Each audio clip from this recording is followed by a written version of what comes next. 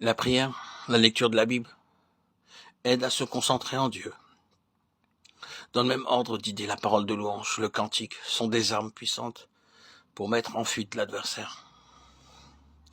Je m'écris, loué soit l'Éternel, et je suis délivré de tous mes ennemis. Psaume 18,4.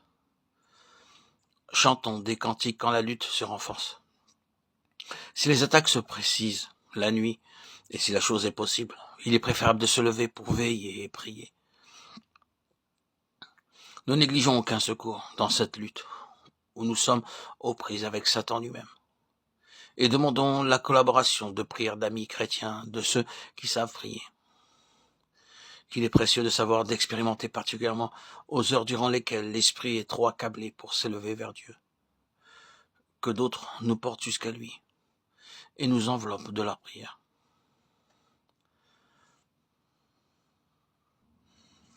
Tout fidèle, tout disciple de Christ doit se concentrer en Dieu, fixer son esprit sur les promesses et la puissance divine, qui nous aidera à échapper au filet de l'oiseleur. Tout chrétien se doit d'opérer sa concentration dans le ciel. Rappeler à Satan qu'il est un ennemi vaincu et souvent une arme victorieuse. Par exemple, dire ce verset, ils l'ont vaincu par le sang de l'agneau et à cause de la parole de leur témoignage. Et ils n'ont pas aimé leur vie jusqu'à craindre la mort. Apocalypse 12, 11. Certaines des armes sataniques semblent renouvelées de l'époque du paganisme.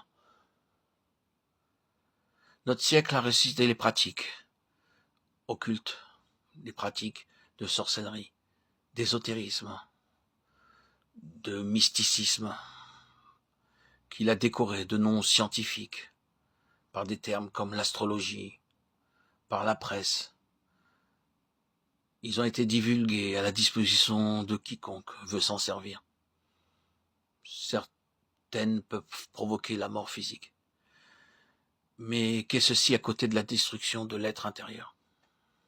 Ne craignez point ceux qui ôtent la vie du corps, mais craignez plutôt celui qui peut perdre l'âme et le corps dans la géhenne, dit Jésus aux disciples. Et aussitôt après, l'assurance que Dieu prend soin des passereaux qu'il connaît jusqu'au nombre des cheveux de notre tête, et l'exhortation ne rien craindre, car nous valons mieux que beaucoup de passereaux. Matthieu 10, 28, 31. Rapprochons de ces déclarations d'évangile les paroles de Jésus à Saint Jean dans l'île de Patmos. Maintenant, je suis vivant au siècle des siècles. Amen.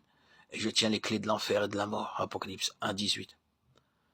Retenons donc la ferme assurance que rien ne nous arrivera sans la permission de Dieu, et qu'aucune puissance de mort ne pourra nous atteindre si notre service n'est pas achevé, si Dieu lui-même ne nous appelle pas. Tout ce qui concerne son enfant vient de Dieu. Tout vient de sa main. Chaque heure, chaque jour, toutes mes joies ou toutes mes peines ont passé par lui et ont reçu de sa bouche le laisser passer. Bien-aimés, ne trouvez point étrange si vous êtes dans une fournaise pour être éprouvé, comme s'il vous arrivait quelque chose d'extraordinaire. Mais réjouissez-vous de ce que vous avez part aux souffrances de Christ, afin que, lorsque sa gloire se manifestera, vous soyez aussi comblés de joie. 1 Pierre 4, 12, 13. Comblés de joie. L'enfant de Dieu l'est dès ici-bas. Dans cette marche vers le but, il s'aperçoit que chaque épreuve, chaque combat dont il est sorti vainqueur, en s'appuyant sur le grand vainqueur, ont été autant d'occasions pour lui de recevoir de nouvelles forces d'en haut. Avec le secours de la grâce, les épreuves sont devenues des moyens de croissance dans la foi, des occasions de plus grande communion avec Dieu. Et, regardant la route parcourue, il ne peut que s'écrier dans un sentiment de profonde reconnaissance et d'adoration. Mon âme magnifie le Seigneur.